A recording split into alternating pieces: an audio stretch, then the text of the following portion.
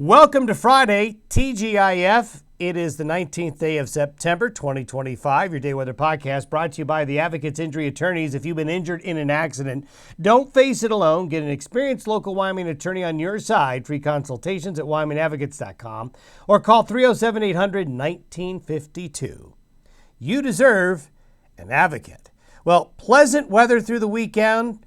We're going to have a good weekend to go check out those fall colors like you're seeing there from the snowy range. While colors may not be peaking this weekend, it's going to be a good weekend to go out and check out those colors. But we do have to deal with the remains of Tropical Storm Mario. This will be the case in the far west and basin states today and into Saturday. Then as the moisture drifts eastward, we're going to see an increase in scattered showers and thunderstorms, especially on Sunday in many areas. But it will be mild, it'll be comfortable, there'll be plenty of sun, but that moisture from Mario will be enough to trip things up a bit with a few showers and thunderstorms this weekend. We have a trough of low pressure and a cold front sneaking in Monday and Tuesday. Why do I say sneak? Well, a lot of times in my experience in weather forecasting is that when something comes in on Monday, it always catches people by surprise for some reason. So we're telling you, something's coming in Monday. And that's going to bring in some cooler weather, wet weather in many areas. So that'll bring a change up right on the first day of fall, which is going to be on Monday.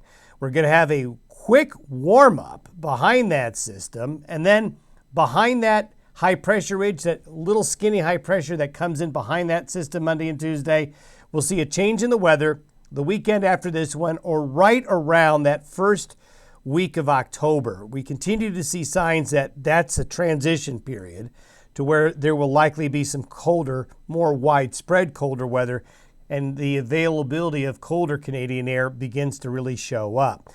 Dusting of snows have occurred here this week over the highest elevations of Colorado, as you can see there from Pikes Peak. And yep, Sugarloaf there in the snowy range, dusted, sprinkled with a little bit of snow here from the cooler wet weather that came in through southern Wyoming earlier this week. Nice shot there out of Mammoth Hot Springs. That's not snow. Those are the hot springs there. Beautiful shot there of a lightning strike in Arizona, or the moisture from Mario moving through the desert southwest, bringing some heavy rain and some flooding warnings to some parts of the southwestern United States. We'll show you more on that here shortly. Nice shot here along the Bighorns, and a shot from space. There's the moisture from Mario stretched out and showing up very easily. There's the gap, and there's the low pressure system that took all week to move on through in the upper Midwest. There you can see the subtropical moisture is impressive with this system.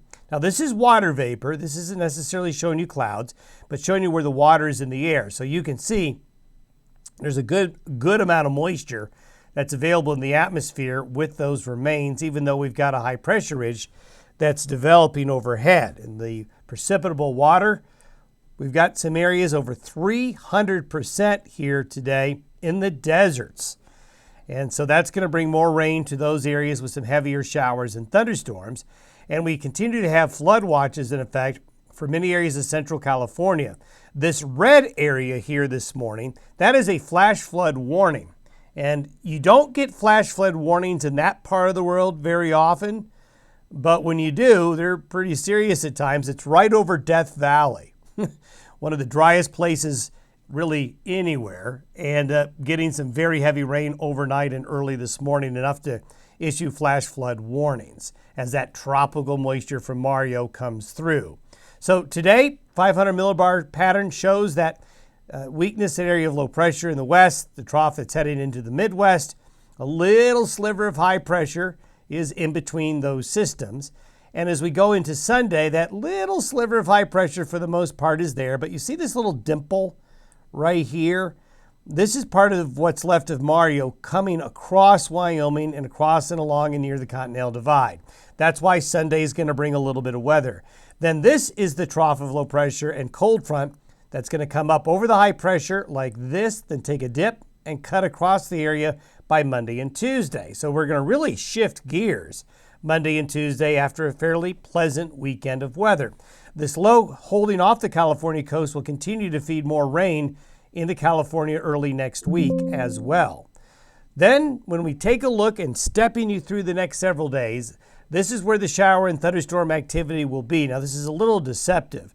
These are lightning strikes, so we may not have a lot of lightning strikes with these showers and thunderstorms, but they will be big rain producers. So this is where we're going to go through today. And on Saturday, you can see that axis of moisture is lifting a little bit more now to the north. So that gets us through today. That gets us through tomorrow. On Sunday, the precipitable water is pretty impressive and it expands across the Intermountain West and the Great Basin states and gets kind of stretched out and spreads out to the east. So there's your shower and thunderstorm activity for Sunday, right along that axis of moisture. So as you can see, not everyone's going to get a thunderstorm, but there's going to be some popping up in some areas, so be prepared for that as you plan your weekend activities. Then as we get into early next week, there's that low sliding out of British Columbia and Alberta, and it's taking a track that's coming down and moving southeast really quickly, kind of going up and over that high pressure ridge. So this is where it's kind of sneaky. It's going to come in, and while it's not a terribly cold system for this time of year, it will certainly bring colder air in and some moisture. And then it's going to sweep southeast by Tuesday, moving right down the Front Range of Colorado and then heading out into the plains. We still have that low that's just sitting there off the coast of California. So things are getting more busy for sure. And as that system comes in, it's going to cool off. These are the temperature anomalies by 6 p.m. on Monday. So you can see that parts of Wyoming and Colorado here in the Intermountain West, Monday and Tuesday, will be significantly cooler. I wouldn't call it cold, but certainly very autumnish, very autumn-like rather, for the first day of fall on Monday. And then by Tuesday, that cool air is backed up against the Front Range and the Continental Divide. So it's going to get soupy. And temperatures are impressively cool, but this is still not a widespread frost freeze situation over a large area. But you can see North Park, Colorado will be down into the upper 20s. We've got some 30s elsewhere, some 40s everywhere else, especially over the higher terrain. And there will be precipitation. As upslope goes on, there could be a little pocket of heavier moisture there in western Nebraska and far eastern Wyoming, and then showers and thunderstorms elsewhere. This is precipitation that falls Monday, Tuesday. So there's more rain for California. And as that little system comes in, again, sneaky, it is going to be producing some pretty good weather in terms of clouds, cooler temperatures, and precipitation, and a little bit of high country snow, especially as we get into the Monday night, Tuesday morning time frame across parts of Colorado and Wyoming and the Uintas of Utah. Beyond that, there's our quick warm-up.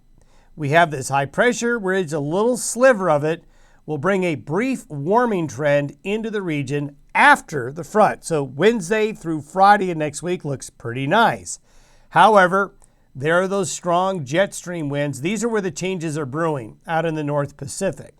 So if we look at the 24th of September, which is next Wednesday, and then we go a little bit further down the road, by next weekend, those stronger jet stream winds are becoming a little bit more robust. And when they flatten out like this, after this pattern of a more what we call zonal flow takes place, there's going to be a buckling of the jet stream. And that's going to happen right at the end of September and into early October. And the Eastern Pacific Oscillation, this is something we show you in the cold season. We look at the Eastern Pacific Oscillation, the Pacific North American oscillations to kind of show you in the long term where there's going to be a change. And when you look at graphs like this, when you see a significant change in the oscillation in the Pacific, and what this oscillation is telling us is where the high pressure systems are and where the low pressure systems want to be. When we see it go negative like this is when we get the high pressure areas in the Eastern Pacific, which then opens the door to Canadian cold. And this begins next weekend and into that first week of October, going pretty strongly negative, changing, then going pretty strongly negative again. So if we were to just kind of graph where the high pressure ridges are going to want to be, right at the end of September into early October, the Eastern Pacific will favor a high pressure ridge, which is a cold signal. But we don't have any details, too far out for that. But right at the end of the month, right into that first week of October, looks like a shift to much colder temperatures and unsettled weather in the western United States. We'll have to wait and see, and that's what next week is for, to track that and keep an eye on it. Have yourself a great weekend. See you Monday.